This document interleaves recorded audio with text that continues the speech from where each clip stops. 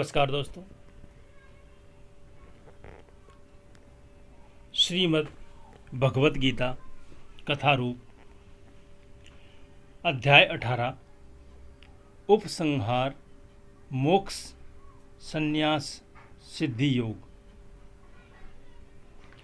अर्जुन ने कहा, हे महाबाहु, मैं त्याग का उद्देश्य जानने का इच्छुक हूँ।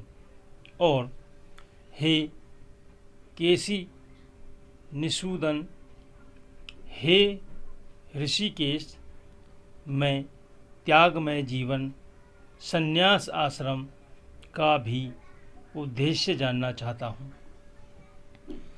भगवान ने कहा, भौतिक इच्छा पर आधारित कर्मों के परित्याग को विद्वान लोग संन्यास कहते हैं और समस्त कर्मों के फल त्याग को बुद्धिमान लोग त्याग कहते हैं।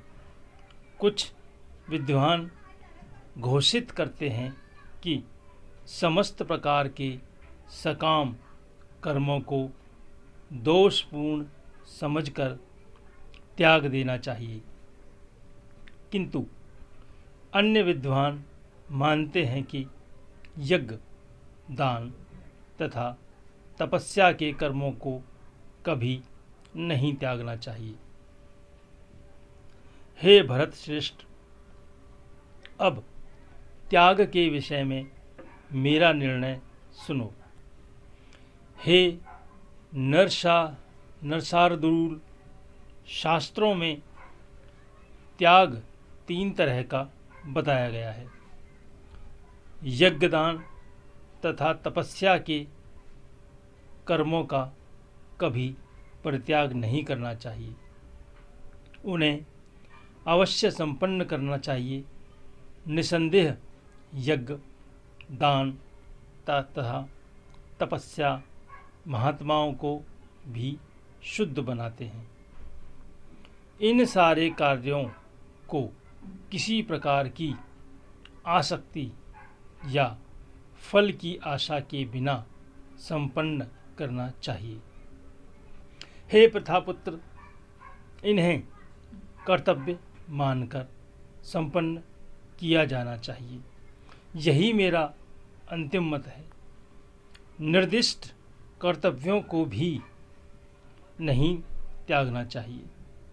यदि कोई मोहवश अपने नियत कर्मों का परित्याग कर देता है तो ऐसे त्याग को तामसी कहा जाता है। जो व्यक्ति नियत कर्मों को कष्टप्रद समझ या शारीरिक क्लेश के भय से त्याग देता है, उसके लिए कहा जाता है कि उसने यह त्याग रजोगुण में किया है। ऐसा करने से कभी त्याग का उच्च फल प्राप्त नहीं होता है। हे अर्जुन, जब मनुष्य नियत कर्तव्य को करनी मानकर करता है और समस्त भौतिक संगति तथा फल की आसक्ति को त्याग कर करता है, तो उसका त्याग सात्विक कहलाता है। सतोगुण में स्थित बुद्धिमान त्यागी, जो न तो अशुभ कर्म से घृणा करता है न शुभ कर्म से लिप्त होता है, वह कर्म के विषय में कोई संशय नहीं रखता।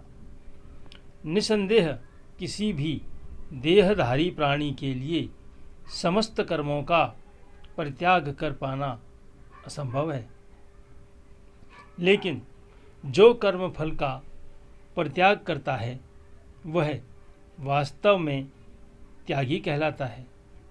जो त्यागी नहीं है, उसके लिए इच्छित, इष्ट, अनिष्ट तथा मिश्रित ये 3 प्रकार के कर्मफल मृत्यु के बाद मिलते हैं। लेकिन जो सन्यासी हैं उन्हें ऐसे फल का सुख दुख नहीं भोगना पड़ता।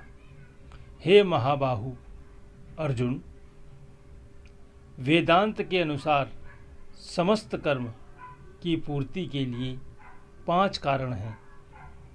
अब तुम इन्हें मुझसे सुनो। कर्म का स्थान शरीर, कर्ता विभिन्न इंद्रियां, अनेक प्रकार की चेष्टाएं तथा परमात्मा, ये 5 कर्म के कारण हैं। मनुष्य अपने शरीर, मन तथा वाणी से जो भी उचित या अनुचित कर्म करता है वह इन 5 कारणों के फलस्वरूप होता है। अतएव जो इन 5 कारणों को न मानकर अपने आप को ही एकमात्र कर्ता मानता है वह निश्चय ही बहुत बुद्धिमान नहीं होता और वस्तुओं को नहीं सही रूप में नहीं देख सकता। जो मिथ्या अहंकार से प्रेरित नहीं है, जिसकी बुद्धि बंधी नहीं है, वह इस संसार में मनुष्यों को मारता हुआ भी नहीं मारता। नहीं वह अपने कर्मों से बंधा होता है। ज्ञान, ज्ञेय तथा ज्ञाता, ये तीनों कर्म को प्रेरणा देने वाले कारण हैं। इंद्रियां, करण, कर्म तथा कर्ता, ये 3 कर्म के संघटक हैं। प्रकृति के 3 गुणों के अनुसार ही ज्ञान, कर्म तथा कर्ता के इन 3 भेद हैं। अब तुम मुझसे इन्हें सुनो। जिस ज्ञान से अनंत रूपों में विभक्त सारे जीवों में एक ही अभिभक्त आध्यात्मिक प्रकृति देखी जाती है, उसे ही तुम सात्विक जानो। जिस ज्ञान से कोई मनुष्य विभिन्न शरीरों में भिन्न भिन्न प्रकार का जीव देखता है, उसे तुम राजसी जानो। और वह ज्ञान जिससे मनुष्य किसी एक प्रकार के कार्य को जो अति तुच्छ है सब कुछ मानकर सत्य को जाने बिना उसमें लिप्त रहता है, तामसी कहा जाता है। जो कर्म नियमित है और जो आसक्ति, राग या द्वेष से रहित कर्मफल की चाह के बिना किया जाता है, वह सात्विक कहलाता है। लेकिन जो कार्य अपनी इच्छा पूर्ति के निमित्त प्रयास पूर्वक एवं मिथ्या अहंकार के भाव से किया जाता है, वह रजोगुणी कहा जाता है। जो कर्म मोहवश शास्त्रीय आदेशों की अवहेलना करके तथा भावी बंधन की परवाह किए बिना या हिंसा अथवा अन्यों को दुख पहुंचाने के लिए किया जाता है, वह तामसी कहलाता है। जो व्यक्ति भौतिक गुणों के संसर्ग के बिना अहंकार रहित संकल्प तथा उत्साहपूर्वक अपना कर्म करता है और सफलता अथवा असफलता में अविचलित रहता है, वह सात्विक कर्ता कहलाता है। जो कर्ता कर्म तथा कर्मफल के प्रति आसक्त होकर फलों का भोग करना चाहता है, तथा जो लोभी, सदैव ईर्ष्यालु, अपवित्र और सुख दुख से विचलित होने वाला है, वह राजसी कहा जाता है। जो कर्ता सदा शास्त्रों के आदेशों के विरुद्ध कार्य करता है रहता है, जो भौतिकवादी, हठी, कपटी तथा अन्यों का अपमान करने में पटु है, तथा जो आलसी, सदैव खिन्न तथा काम करने में दीर्घसूत्री है, वह तमोगुणी कहलाता है। हे धनंजय, अब मैं प्रकृति के तीनों गुणों के अनुसार तुम्हें विभिन्न प्रकार की बुद्धि तथा धरती के विषय में विस्तार से बताऊंगा। तुम इसे सुनो। हे प्रथापुत्र, वह बुद्धि सतोगुणी है, जिसके द्वारा मनुष्य यह जानता है कि क्या करणीय है और क्या नहीं है, किस से डरना चाहिए और किस से नहीं, क्या बांधने वाला है और क्या मुक्ति देने वाला है। हे प्रथापुत्र, जो व्यक्ति धर्म तथा अधर्म, करणीय तथा अकरणीय कर्म में भेद नहीं कर पाते, वह राजसी है।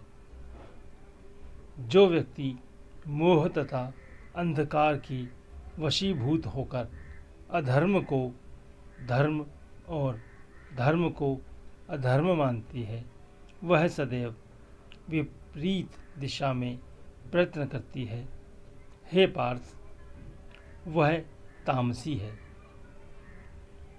हे प्रथापुत्र, जो अटूट है, जिसे योगाभ्यास द्वारा अचल रहकर धारण किया जाता है, और जो इस प्रकार मन, प्राण तथा इंद्रियों की कार्यकलापों द्वारा वश में रखती है, वह धरती सात्विक है। लेकिन हे अर्जुन, जिस धरती के मनुष्य धर्म, अर्थ तथा काम के फलों में लिप्त बिना रहता है, वह राजसी है। हे पार्थ, जो धरती स्वप्न, भय, शोक, विषाद तथा मोह के परे नहीं जाती है, ऐसी दुर्बुद्धिपूर्ण धरती तामसी है। हे भरत श्रेष्ठ, अब मुझसे 3 प्रकार के सुखों के विषय में सुनो, जिनके द्वारा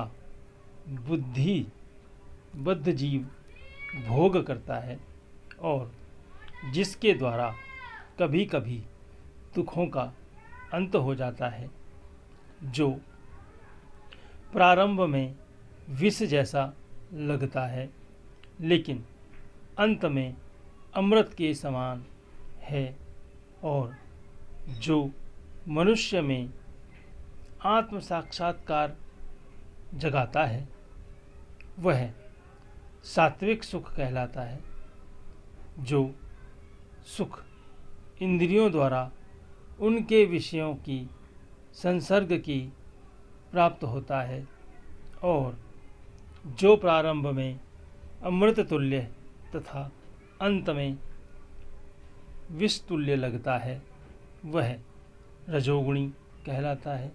तथा जो सुख आत्म साक्षात्कार के प्रति अंधा है, जो प्रारंभ से लेकर अंत तक मोह कारक है, और जो निद्रा, आलस्य तथा मोह से उत्पन्न होता है, वह तामसी कहलाता है। इस लोक में, स्वर्ग लोकों में या देवताओं के मध्य में कोई भी ऐसा व्यक्ति विद्यमान नहीं है जो प्रकृति के 3 गुणों से मुक्त हो। हे परंतप, ब्राह्मणों, क्षत्रियों, वैश्यों तथा शूद्रों में प्रकृति के गुणों के अनुसार उनके स्वभाव द्वारा उत्पन्न गुणों के द्वारा भेद किया जाता है। शांति प्रियता, आत्मसंयम, तपस्या, पवित्रता, सहिष्णुता, सत्यनिष्ठा, ज्ञान, विज्ञान तथा धार्मिकता, ये सारे स्वाभाविक गुण हैं जिनके द्वारा ब्राह्मण कर्म करते हैं। वीरता, शक्ति, संकल्प, दक्षता, युद्ध में धैर्य, उदारता तथा नेतृत्व, ये क्षत्रियों के स्वाभाविक गुण हैं। कृषि करना, गौरक्षा तथा व्यापार वैश्यों की स्वाभाविक कर्म है और शूद्रों का कर्म श्रम तथा अन्यों की सेवा करना है। अपने अपने कर्म के गुणों का पालन करते हुए प्रत्येक व्यक्ति सिद्ध हो सकता है। अब तुम मुझसे सुनो कि यह किस प्रकार किया जा सकता है। जो सभी प्राणियों का उद्गम है और सर्वव्यापी है, उस भगवान की उपासना करके मनुष्य अपना कर्म करते हैं, पूर्णतया प्राप्त कर सकता है। अपने प्रवृत्ति परख कार्य को करना, चाहे वह कितना ही त्रुटिपूर्ण ढंग से क्यों न किया जाए, अन्य किसी के कार्य को स्वीकार करने और अच्छी प्रकार करने की अपेक्षा अधिक श्रेष्ठ है। अपने स्वभाव के अनुसार निर्दिष्ट कर्म कभी भी पाप से प्रभावित नहीं होते। प्रत्येक उद्योग प्रयास किसी न किसी दोष से आवृत होता है। जिस प्रकार अग्नि धुएं से आवृत रहती है, अतएव हे कुंती पुत्र, मनुष्य को चाहिए कि स्वभाव से उत्पन्न कर्म को भले ही वह दोषपूर्ण क्यों न हो, कभी त्यागे नहीं। जो आत्मसंयमी तथा अनासक्त है एवं जो समस्त भौतिक भोगों की परवाह नहीं करता, वह संन्यास के अभ्यास द्वारा कर्मफल से मुक्ति की सर्वोच्च सिद्धि अवस्था प्राप्त कर सकता है। हे कुंती पुत्र, जिस तरह इस सिद्धि को प्राप्त हुआ व्यक्ति परम सिद्धि अवस्था प्राप्त कर अथवा ब्रह्मा को, जो सर्वोच्च ज्ञान की अवस्था है, प्राप्त करता है, उसका मैं संक्षेप में तुमसे वर्णन करूँगा। उसे तुम जानो। अपनी बुद्धि से शुद्ध होकर तथा धैर्य पूर्वक मन को वश में करते हुए इंद्रिय तृप्ति के विषयों का त्याग कर राग तथा द्वेष से मुक्त होकर जो व्यक्ति एकांत स्थान में वास करता है, जो थोड़ा खाता है, जो अपने शरीर, मन तथा वाणी को वश में रखता है, जो सदैव समृद्धि में रहता है तथा पूर्णतया विरक्त, मिथ्या अहंकार मिथ्या शक्ति, मिथ्या गर्व, काम, क्रोध तथा भौतिक वस्तुओं के संग्रह से मुक्त है। जो व्यक्ति मिथ्या स्वामित्व की भावना से रहित तथा शांत है, वह निश्चय ही आत्म साक्षात्कार के पद को प्राप्त होता है। इस प्रकार जो दिव्य पद पर स्थित है, वह तुरंत परब्रह्मा का अनुभव करता है और पूर्णतया प्रसन्न हो जाता है। वह न तो कभी शोक करता है, न किसी वस्तु की कामना करता है। वह प्रत्येक जीव पर समभाव रखता है। उस अवस्था में वह मेरी शुद्ध भक्ति को प्राप्त करता है। केवल भक्ति से मुझ भगवान को यथारूप में जाना जा सकता है। जब मनुष्य ऐसी भक्ति से मेरे पूर्ण भावना अमृत में होता है, तो वह वैकुंठ जगत में प्रवेश कर सकता है। मेरा शुद्ध भक्त मेरे संरक्षण में समस्त प्रकार के कार्यों में संलग्न रहकर भी मेरी कृपा से नित्य तथा अविनाशी धाम को प्राप्त हो सकता है। सारे कार्यों के लिए मुझ पर निर्भर रहो और मेरे संरक्षण में सदा कर्म करो। ऐसी भक्ति में मेरे प्रति पूर्णतया सचेत रहो, और यदि तुम मुझ में भावना भक्ति होंगी तो मेरी कृपा से तुम बद्ध जीवन के सारे अवरोधों को लांघ जाओगे। लेकिन यदि तुम मिथ्या अहंकारवश ऐसी चेतना में कर्म नहीं करोगे और मेरी बात नहीं सुनोगे, तो तुम विनष्ट हो जाओगे। यदि तुम मेरे निर्देशानुसार कर्म नहीं करते और युद्ध में प्रवृत्त नहीं होते हो, तो तुम कुमार्ग पर जाओगे। तुम्हें अपने स्वभाववश युद्ध में लगना होगा। इस समय तुम मोहवश मेरे निर्देशानुसार कर्म करने से मना कर रहे हो। लेकिन हे कुंती पुत्र, तुम अपने ही स्वभाव से उत्पन्न कर्म द्वारा बाध्य होकर वही सब करोगे। हे अर्जुन, परमेश्वर प्रत्येक जीव के हृदय में स्थित है और भौतिक शक्ति से निर्मित यंत्र में सवार की भांति है। बैठे समस्त जीवों को अपनी माया से घुमा भरमा रहे हैं। हे भारत, सब प्रकार से उसी की शरण में आओ। उसकी कृपा से तुम परम शांति को तथा परम नित्य धाम को प्राप्त करोगे।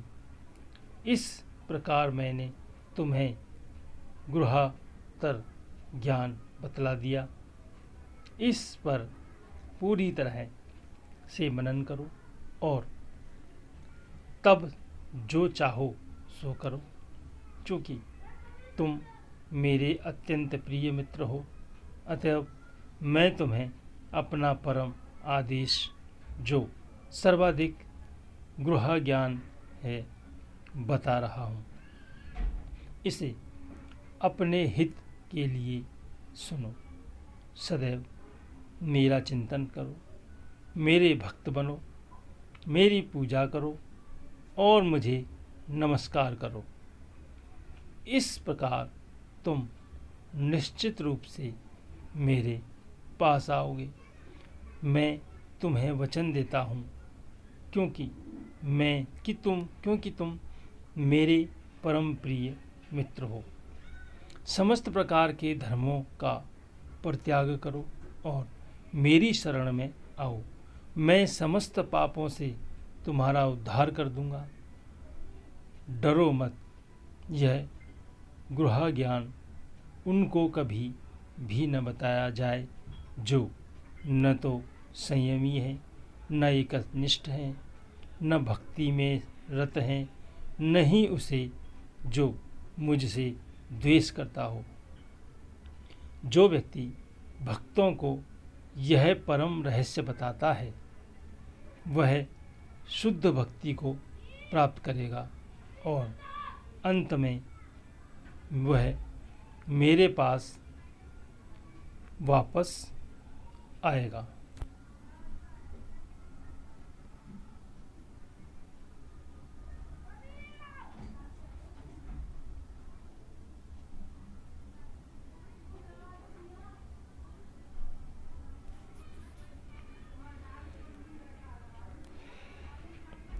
इस संसार में उसकी अपेक्षा कोई अन्य सेवक न तो मुझे अधिक प्रिय है और न कभी होगा। और मैं घोषित करता हूँ कि जो हमारे इस पवित्र संवाद का अध्ययन करता है वह अपनी बुद्धि से मेरी पूजा करता है और जो श्रद्धा समेत तथा द्वेष रहित होकर इससे सुनता है वह सारे पापों से मुक्त हो जाता है।